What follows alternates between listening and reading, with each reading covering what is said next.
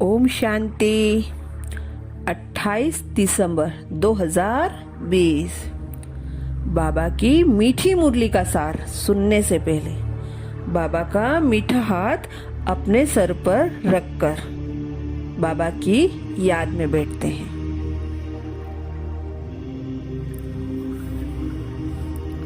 बाबा बोले, मीठे बच्चे, चैरिटी बिगन्स एट होम, अर्थात पहले खुद आत्म अभिमानी बनने की मेहनत करो, फिर दूसरों को कहो। आत्मा समझकर आत्मा को ज्ञान दो तो ज्ञान तलवार में जोहर आ जाएगा। चैरिटी बिगन एट होम, अर्थात पहले खुद आत्मा अभिमानी बनने की मेहनत करो, फिर दूसरों को कहो। आत्मा समझकर आत्मा को ज्ञान दो तो ज्ञान तलवार में जोहर आ जाएगा। प्रश्न है, संगम युग पर किन दो बातों की मेहनत करने से सतयुगी तख्त के मालिक बन जाएंगे? संगम युग पर किन दो बातों की मेहनत करने से सतयुगी तख्त के मालिक बन जाएंगे? उत्तर, फर्स्ट पॉइंट है, दुख सुख निंदा स्तुति में समान स्थित रहे, यह मेहनत करो। कोई भी कुछ उल्टा सुल्टा बोले, क्रोध करे तो तुम चुप हो जाओ, कभी भी मुंह की ताली नहीं बजाओ। सेकेंड पॉइंट, आंखों को सिविल बनाओ, क्रिमिनल आई बिल्कुल समाप्त हो जाए।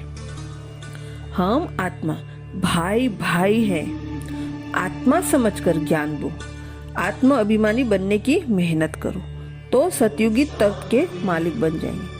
संपूर्ण पवित्र बनने वाले ही गद्द नशीन बनते हैं। ओम शांति। रूहानी बाप रूहानी बच्चों से बात करते हैं। तुम आत्माओं को यह तीसरा नेत्र मिला है, जिसको ज्ञान का नेत्र भी कहा जाता है। उनसे तुम देखते हो अपने भाइयों को, तो यह बुद्धि से समझते हो ना कि जब हम भाई भाई को देखेंगे तो कर्मेंद्रियां चंचल नहीं होंगी और ऐसे करते करते आंखें जो क्रिमिनल है वो सिविल हो जाएंगी। बच्चों को हर एक का कल्याण करना ही है। इतने जो सेंटर बने हुए हैं किस लिए? कल्प पहले भी तो ऐसे सेंटर निकले होंगे। देवों का देव बाप देखते रहते हैं कि बहुत बच्चों को यह शौक रहता है कि बाबा सेंटर खोलूं। हम सेंटर खोलते हैं, हम खर्चा उठाएंगे, तो दिन प्रतिदिन ऐसे होते जाएंगे, क्योंकि जितना विनाश के दिन नजदीक होते जाएंगे उतना फिर इस तरफ भी सर्विस का शौक बढ़ता जाएगा। अभी बाप दादा दोनों इकट्ठे हैं तो हर एक को देखते हैं कि क्या पुरुषार्थ करते हैं, क्या पद पाएंगे। किसी का पुरुषार्थ उत्तम, किसी का मध्यम, किसी का कनिष्ठ है, वह तो देख रहे हैं। कोई बच्चे अच्छी तरह से अटेंशन देते हैं तो अपने को ऊंचा समझते हैं, कोई समय फिर भूल जाते हैं, याद में नहीं रहते तो अपने को कम समझते हैं। यह स्कूल है ना। बच्चे कहते हैं, बाबा हम कभी कभी बहुत खुशी में रहते हैं, कभी कभी कम हो जाती है। तो बाबा अभी समझाते रहते हैं कि अगर खुशी में रहना चाहते हो तो मन मना भव, अपने को आत्मा समझो और बाप को याद करो। सामने परमात्मा को देखो तो वो अकाल तख्त पर बैठा हुआ है। ऐसे भाइयों की तरफ भी देखो, अपने को आत्मा समझ करके फिर भाई से बात करो। भाई को हम ज्ञान देते हैं, बहन नहीं, भाई भाई। आत्माओं को ज्ञान देते हैं। अगर यह आदत तुम्हारी पड़ जाएगी तो तुम्हारी जो क्रिमिनल आई है, जो तुमको धोखा देती है, वह आहिस्ते आहिस्ते बंद हो जाएगी। आत्मा में क्या करेगी? जब देह अभिमान आता है तब गिरते हैं। बहुत कहते हैं, बाबा हमारी क्रिमिनल आई है।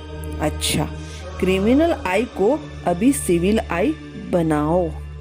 बाप ने आत्मा को दिया ही है तीसरा नेत्र। तीसरे नेत्र से देखेंगे तो फिर तुम्हारी देह को देखने की आदत मिट जाएगी। बाबा कहते हैं, मैं तुम बच्चों को ज्ञान देता हूँ। मैं बच्चों की तरफ आत्माओं को देखता हूँ और आत्माएं भी समझते हैं कि हमारा परमात्मा जो बाप है वह ज्ञान देते हैं, तो इसको कहेंगे यह रूहानी अभिमानी बने हैं। इसको भी कहा जाता है स्पिरिचुअल ज्ञान देने, ज्ञान की लेन देन आत्मा की परमात्मा के साथ। तो यह बाप शिक्षा देते हैं कि जब भी कोई विजिटर आदि आते हैं तो भी अपने को आत्मा समझ, आत्मा को बाप का परिचय देना है। आत्मा में ज्ञान है, शरीर में नहीं, तो उनको भी आत्मा समझ करके ही ज्ञान देना है। इससे उनको भी अच्छा लगेगा। जैसे कि यह जौहर है तुम्हारे मुख में, इस ज्ञान की तलवार में जौहर भर जाएगा। क्योंकि देही अभिमानी होते हो ना, तो यह भी प्रैक्टिकल करके देखो। बाबा कहते हैं जज करो।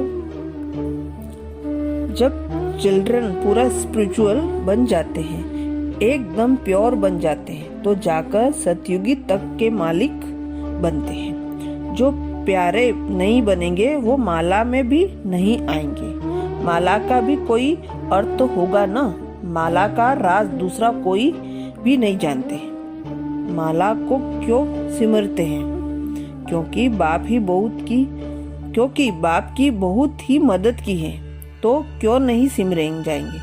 तुम सिमरे भी जाते हो, तुम्हारी पूजा भी होती है और तुम्हारे शरीर को भी पूजा जाता है, और मेरी तो सिर्फ आत्मा ही पूजा जाता है। देखो, तुम तो डबल पूजे जाते हो, मेरे से भी जास्ती। तुम जब देवता बनते हो तो देवताओं की भी पूजा करते हैं। किस लिए पूजा करते हैं? इसलिए पूजा करते हैं तुम तीखे हो, यादगार में भी तुम तीखे, बादशाही में भी तुम तीखे हो। देखो तुमको कितना ऊंचा बनाता हूँ। धारणा के लिए मुख्य सार।